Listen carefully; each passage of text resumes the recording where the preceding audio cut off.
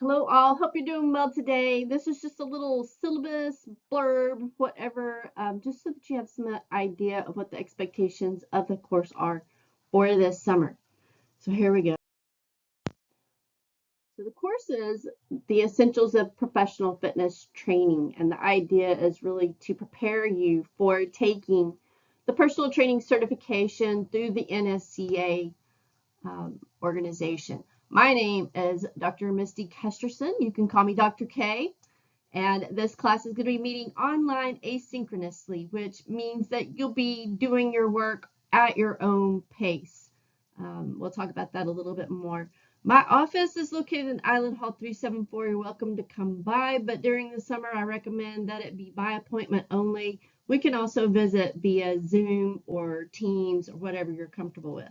My office telephone, I'll be honest, I don't answer my phone very often, but you're welcome to give me a call. And my email is probably the best way to get a hold of me is misty.kesterson@tmucc.edu. So as I mentioned, this course is really designed to help prepare you for the certification with the NSCA, or the National Strength and Conditioning Association. And through that, I'll be providing theoretical knowledge and practical skills in preparation for that national certification exam.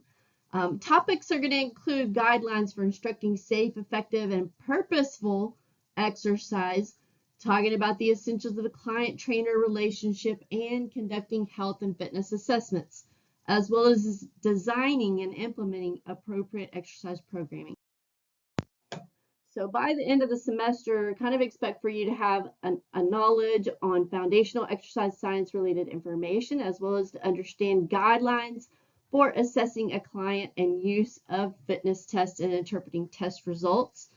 It's a little bit harder because this class is online. It was intended to be in person, but due to low enrollment, we decided to take it online. It's unfortunate for you guys because you're not going to get that experience, but I feel like you'll get testing experience in other classes, so I think we're solid. You should also be able to understand proper exercise techniques and instructional approaches, as well as understand the process of designing safe, efficient, and goal-specific training programs. There are a lot of programs that are out there on the web and in fitness facilities, but just want you to know what is safe and to be knowledgeable about the variety of clients with special needs and limitations or physical conditions that you'll be programming. As for major course requirements, these are the assignments, if you will, or the expectations.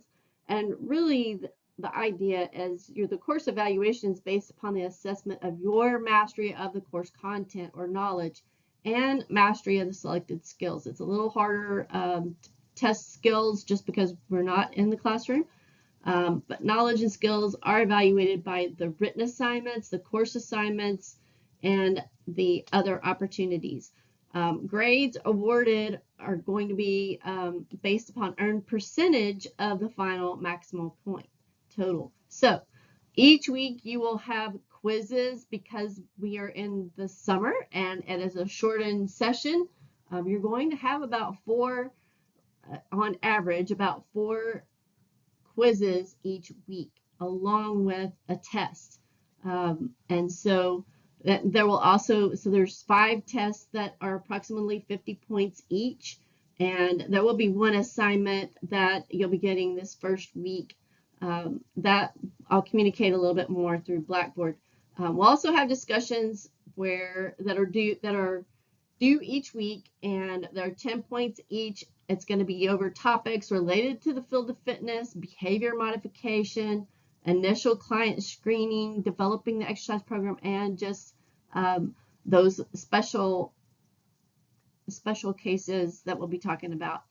I do ask that you reply to the prompt that's given, and then reply to 3 of your peers.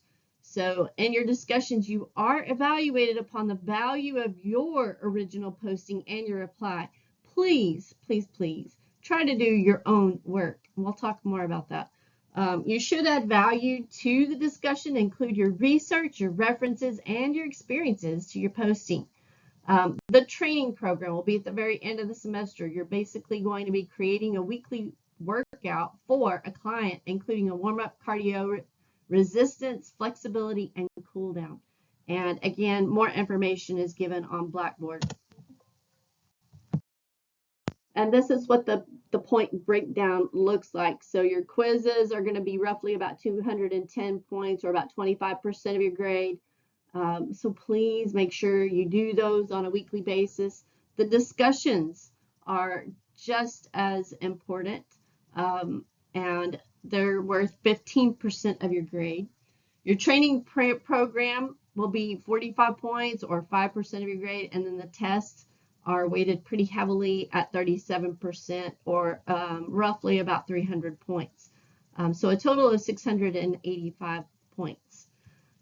And you do want to make sure that you complete this class with at least a C, otherwise you will be retaking it. I will also say, because I am the internship coordinator, you want to be careful about how many C's you are getting in your classes. You should be striving for A's and B's, because as again the internship coordinator, you will be required to do an internship at the end of your academic career, or towards the end, and usually it's your last semester, and you need a 2.75 GPA in kinesiology in order to do your internship. So you just want to be really mindful of that. I've had students go through and they get all C's in their kinesiology classes, and then they end up not being able to do their internship even though they finished everything, and it's not a good scene. Had one student who had to go through general studies in order to finish his degree, and which is really unfortunate that it doesn't have that kinesiology on the degree. So this is the required text. It's the NSCA's Essentials of Personal Training. You can get this as an e-text or as a paperback, however you want, however you prefer. And it's, you can see one of our own, Dr. Snar was one of the editors. And as far as recommended or supplemental reading, we will have discussions, as I mentioned. With that, you'll be viewing YouTube videos and replying to the prompts or to peer-reviewed articles. So you'll have those once we. As far as the course policies, this class is designated as asynchronous online class, meaning that you are going to be working at your own pace. Everything will open up on Monday that's due for that week, and everything will be due on Sundays at 11:59 p.m. And as you see there, as far as late work and makeup exams, I feel like 1 week is a good amount of time to get things done. If I feel like you need more time, then I will give you more time, but that is my call, not your call. And so the assignments are due the day they are scheduled to be due. You want to make sure that you get those things in. Otherwise, it's a 0. And makeup exams are given only under dire circumstances. And same thing with the exams. I give those out on Mondays, and then they're due on Sundays. So I really don't feel like there's a lot of I feel like I've given a little bit of leeway with the time frame, and you should be able to get your stuff done. As far as academic integrity, I do expect you to conduct yourselves in accordance to the highest standards of academic honesty. Academic misconduct is subject to penalty, and it includes cheating and forgery, falsification, plagiarism, where you're presenting someone's work as your own. There is disciplinary action that is associated with that. We'll talk about that in just a moment. And so with that, I am charged with assessing the gravity of the academic dishonesty, and I can give sanction to the students that are involved. Now, as far as artificial intelligence or ChatGPT, we're just going to talk about it right now.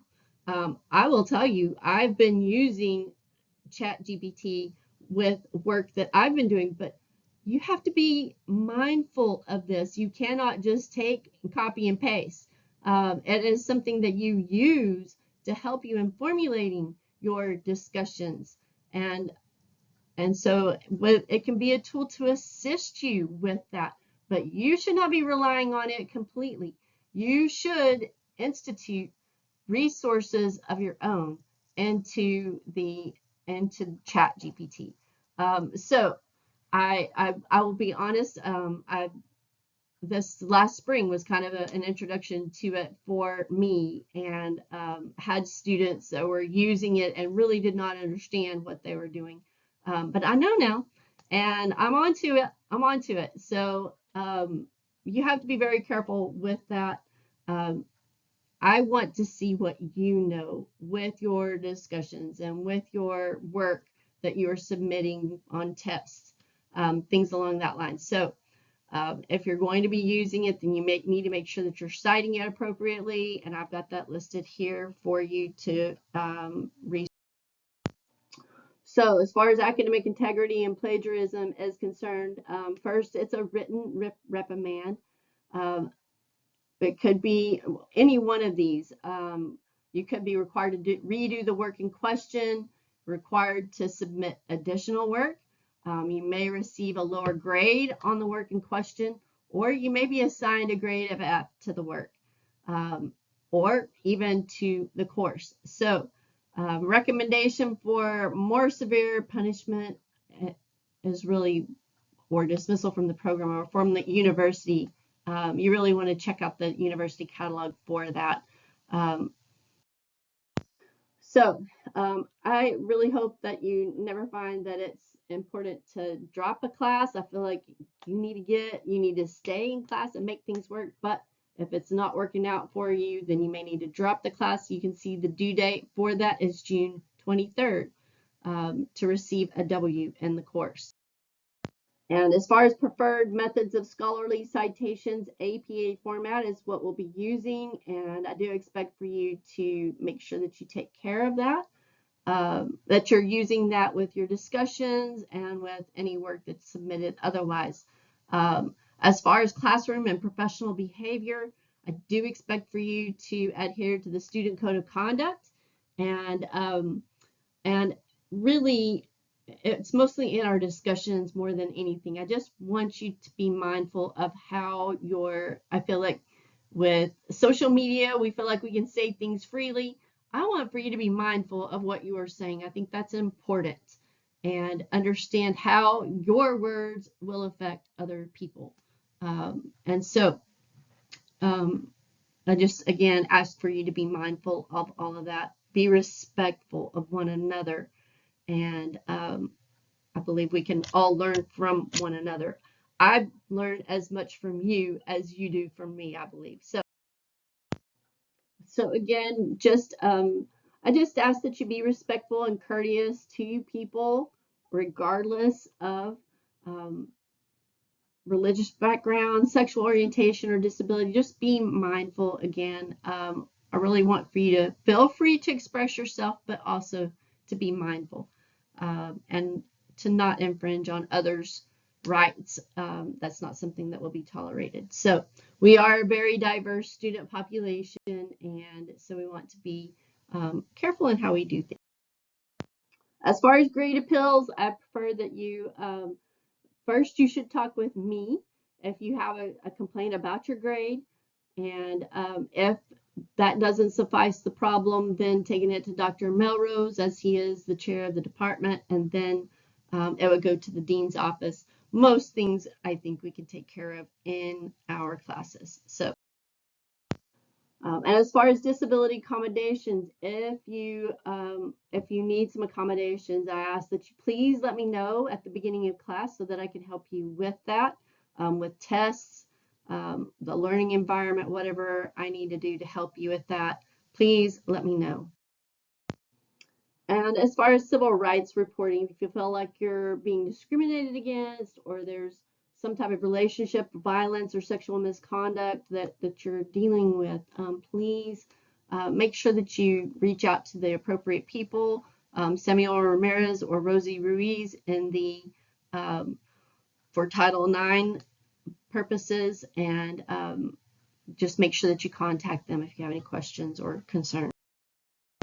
And not lastly, but if for any reason. This class is not considered to be on campus, but if you are on campus, your safety is our top concern. So I will say our university does a great job in maintaining a safe campus, and usually if something happens, they're the first to let you know, but you can read this for yourself. And then statement of academic continuity. You know, summer is upon us and hurricane season as well. And so just be, you just want to kind of be on alert. We will continue class as it is online, and so it should not be an issue for us.